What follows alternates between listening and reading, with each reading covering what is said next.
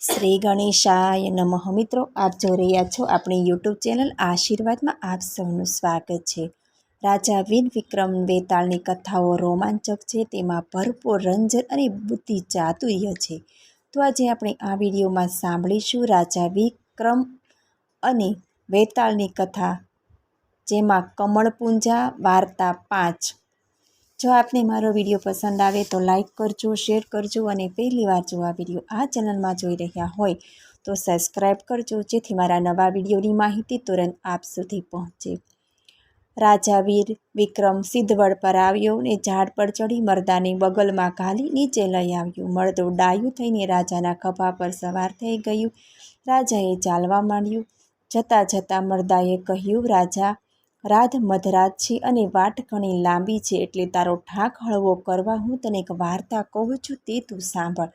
આમ કહી વેતાલે વાર્તા શરૂ કરી. ધરમપુર નામે ગામમાં 2 મિત્રો રહેતા હતા. એકનું નામ કેતન અને બીજાનું નામ ચેતન. એકવાર બંને મિત્રો દેશાટન કરવા નીકળ્યા હતા. ફરતા ફરતા તેઓ એક સરોવર કિનારે આવ્યા. સરોવરનો દેખાવ ખૂબ સુંદર હતો. બંને મિત્રો ત્યાં થોડો વખત આરામ કરવા બેઠા. સરોવરના કિનારે ચંડી માતાનું મંદિર હતું. થોડી વારમાં એક 16 વર્ષની સુંદરી હાથમાં પૂજાનો થાળ લઈ માતાજીની પૂજા કરવા લાગી. શુદ્ધ સ્વરે સ્તોત્ર બોલી તેણે માતાજીની સ્તુતિ કરી, પૂજા કરી, આરતી કરી. બંને મિત્રો તો મુગ્ધ બની એ જોઈ રહ્યા. છેલ્લે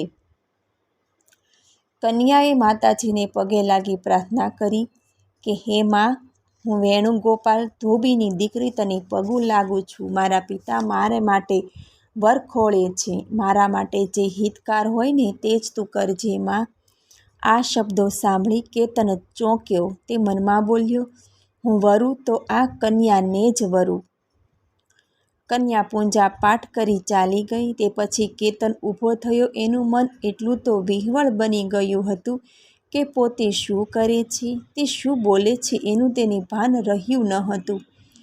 એકદમ માતાજીના પગમાં પડી એ બોલી ઉઠ્યો કે, હે માં, હું વિમોચન શ્રેષ્ઠીનો દીકરો કેતન તને પગું લાગું છું ને કરગરીને કહું છું કે હમણાં જે કન્યા ગઈ એની સાથે જો મારા લગ્ન થાય તેમ કરજો. મારી ઈચ્છા ફળશે તો હું તને મારું માથું ઉતારી દઈ તારી કમળ પૂજા કરીશ. મારી માં, મારી ઈચ્છા પૂરી કરજો. હા હા, તું આ શું બોલે છે, કહી ચેતન તેને વારવા ગયો, પણ કેતનને એનું કંઈ ભાન નહોતું. એ ફરી બોલ્યો, તને મારું માથું ઉતારી દઈ તારી પૂજા કરીશ. મારી માં, મારી ઈચ્છા પૂરી કર. હવે ચેતન મિત્ર કેતનને ખેંચીને બહાર લઈ ગયો. હવે ક્યાંય આગળ દેશાટન કરવાનું બેમાંથી કોઈનામાં ઉત્સાહ નહોતો, એટલે બંને મિત્રો ઘેર પાછા આવ્યા. કેતન હવે ખૂબ અસ્વસ્થ રહેતો હતો. કોઈ પણ કામમાં એનું ચિત્ત ચોંટતું ન હતું. કેતનના બાપે ચિંતાતુર થઈ ચેતનને એનું કારણ પૂછ્યું. ત્યારે ચેતને કહ્યું કે સરોવરપુરના વેણુગોપાલ ધોબીની કન્યા સાથે એના લગ્ન થાય એવું કરો.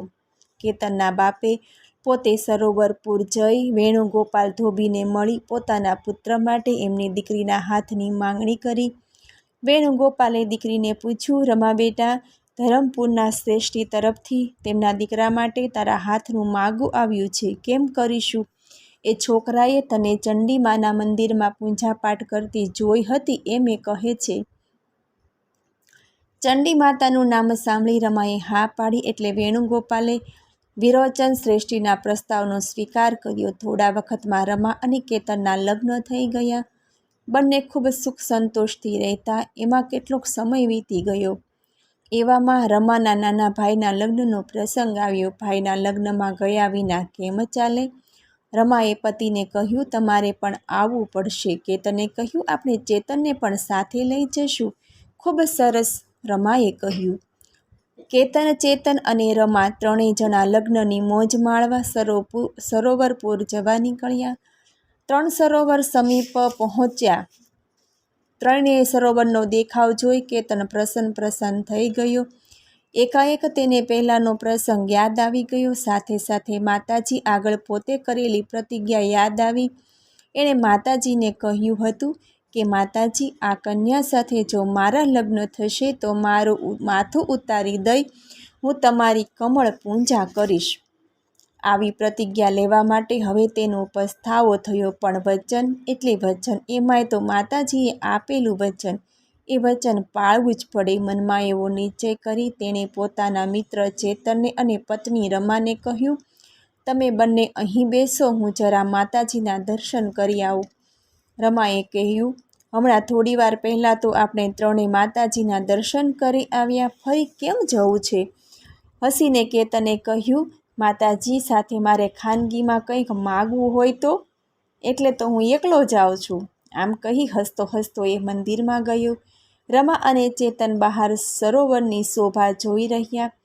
કેતન મંદિરમાં જઈ માતાજીના પગમાં પડ્યો, પછી બોલ્યો, માં, આટલા દિવસ મેં બોલ્યું પાળ્યું નહીં, એ મારો ગુનો માફ કર, અને હું અત્યારે તારા ચરણમાં મારું મસ્તક ધરી દઉં છું, એનો તું સ્વીકાર કર. આમ કહી એણે કમરેથી તલવાર તાણી પોતાના હાથે જ પોતાનું મસ્તક જળથી જુદું કરી નાખ્યું. કપાયેલું મસ્તક કમળની પેઠે માતાજીના પગમાં જઈને પડ્યું. બહાર રમા અને ચેતન કેતનના પાછા ફરવાની રાહ જુએ, પણ કેતન આવતો નથી.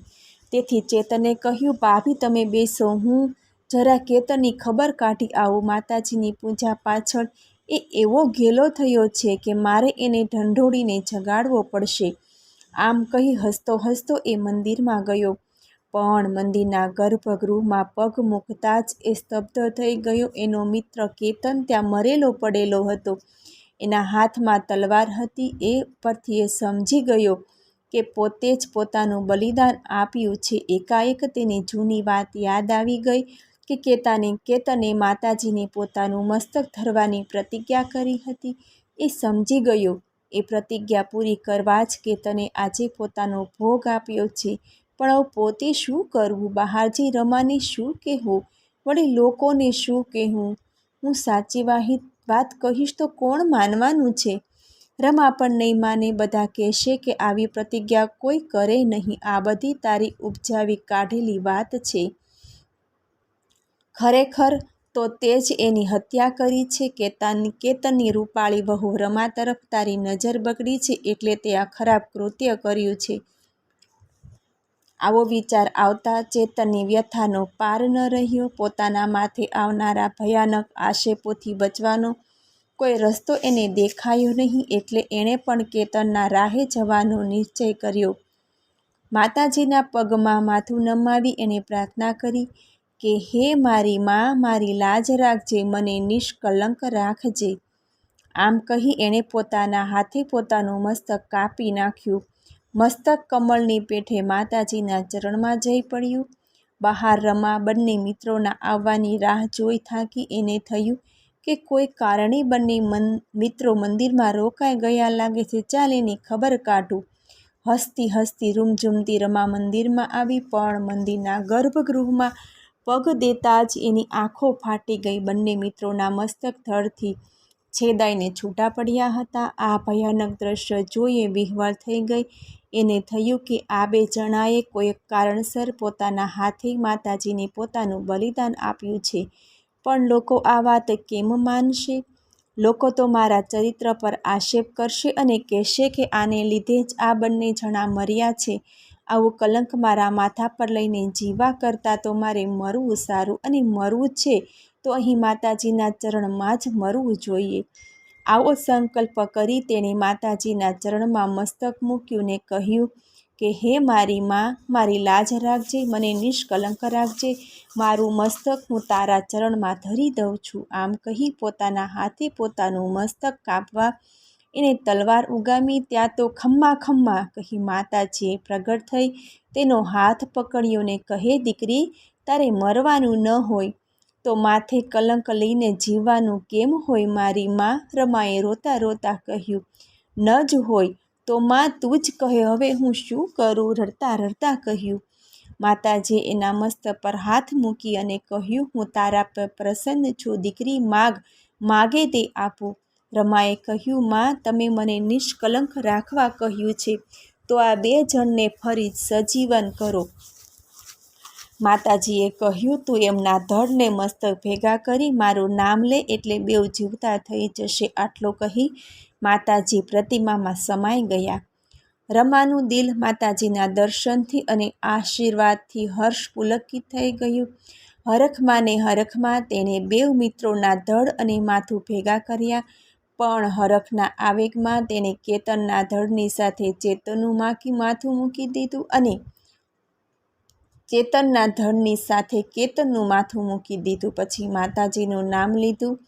ત્યાં ધડ માથા જોડાઈ ગયા અને બંને જણા જીવતા થઈ ગયા. બંને જણ જીવતા થઈ સામે આવ્યા ત્યારે રમાને પોતાની ભૂલનું ભાન થયું. તે વિચારમાં પડી ગઈ કે આમાં મારો વર કયો? એણે ચોરીમાં મારો હાથ પકડ્યો હતો તે મારો વર ગણવો કે જેના આંખ મોં જોઈને હું વરી છું તેને મારો વર ગણવો? આમાં મારો પતિ કોણ? આટલી વાત કહી વેતાલે વિક્રમને કહ્યું કે હે રાજા, તું ચતુર સુજાણ છે તો તું જ કહે રમાએ કોને પોતાનો વર ગણવો? રાજાએ તરત જ કહ્યું, જેના પર એના વરનું માથું હોય ને એને. વેતાલે કહ્યું, તો લગ્નની ચોરીમાં જે હાથમાં એણે પકડ્યો હતો તેનું શું? રાજાએ કહ્યું, શાસ્ત્ર વચન કહે છે કે નદીઓમાં ગંગાજળ શ્રેષ્ઠ છે, પર્વતોમાં કૈલાસ શ્રેષ્ઠ છે, પશુઓમાં ગાય શ્રેષ્ઠ છે, વૃક્ષોમાં તુલસી શ્રેષ્ઠ છે, તેમ મનુષ્યમાં મસ્તક શ્રેષ્ઠ છે. માટે એ મસ્તકને જ પહેલું માનવું જોઈએ. આટલું કહ્યું ત્યાં તો મળદું રાજાના ખભા પરથી કૂદીને ભાગ્યું અને સિદ્ધવડની ડાળીએ જઈને લટકી ગયું. મને સાંભળવા બદલ ધન્યવાદ. જો આપને મારો વિડીયો પસંદ આવે તો લાઈક કરજો, શેર કરજો અને પહેલીવાર જો આ વિડીયો આ ચેનલમાં જોઈ રહ્યા હોય તો સબસ્ક્રાઈબ કરજો, જેથી મારા નવા વિડીયોની માહિતી તુરંત આપ સુધી પહોંચે. ધન્યવાદ. જય શ્રી કૃષ્ણ.